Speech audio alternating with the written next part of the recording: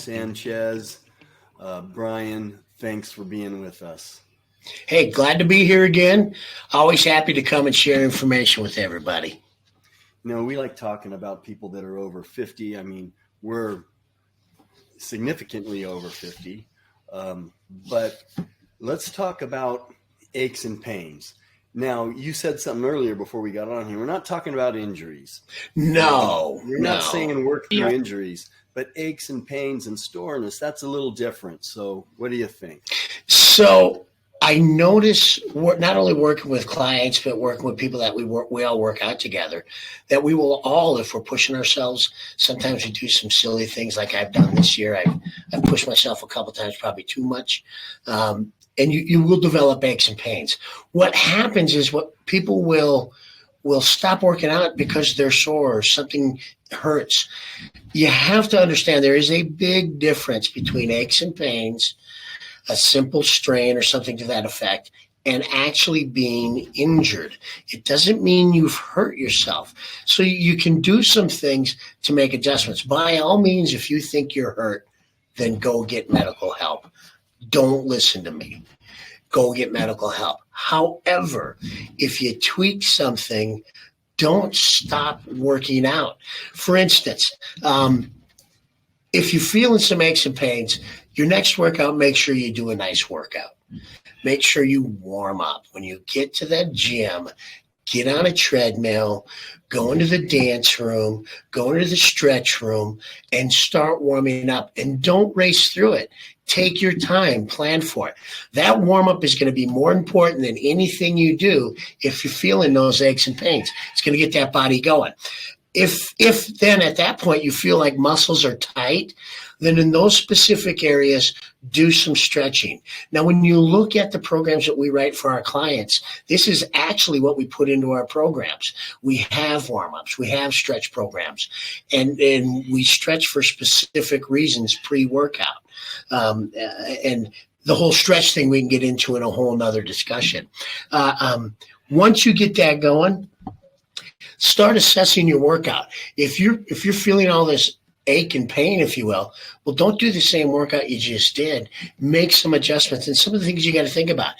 If you're coming in for a leg day and you have, sore glutes or your glutes hurt, you feel like you might have done a little too much on the muscle, well, then don't come in and start squatting because you're going to have to put in a lot of balance.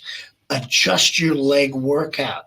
Start thinking about what you can do differently, like free body weight exercises, like lunging, like band work.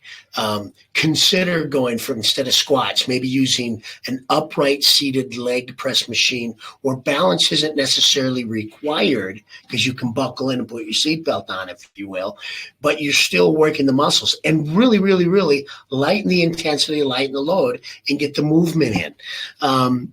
Make sure that when you're feeling aches and pains, that you're not short stroking the move. In other words, make sure you continue to use a full range of motion. What happens is when we have aches and pains, we tense up when we lift. We're waiting for that hurt.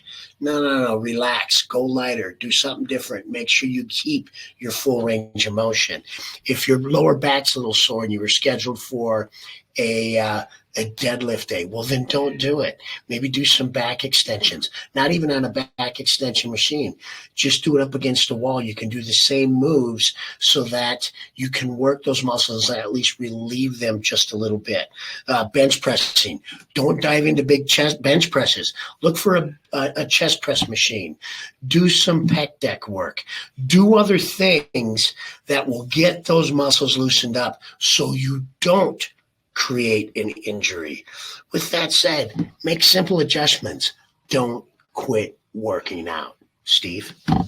Yeah, it's you got to get to know your body. And I've known my body since I've been doing this since I was a teenager. And you got to know what's the difference between an injury. An injury means you're not doing anything. But what about a strain? Sometimes you can feel like something's strained. And one way that I can tell is if, okay, maybe I'm feeling a little soreness in one leg, but not the other. Okay, that's a red flag. You talked about, okay, if you got overall lower back soreness and your legs are sore, your glutes are sore, your chest is sore evenly, that's different than one side actually feeling strained. So you need to be careful about that. And what you're talking about, Brian, is active recovery. Do some bands, move those muscles, do some active recovery, and get ready for your next workout. Sounds great. Hey, everybody, just keep trying different things. And if you have questions, it's real simple. Get a hold of me and Steve, and we can give you some guidance. Yep. You guys have comments on this or thoughts or questions, we'll do the best we can. If we don't know the answer, which we don't know a lot of answers, but we'll find someone who does. Thanks for being with us, Brian. Take care.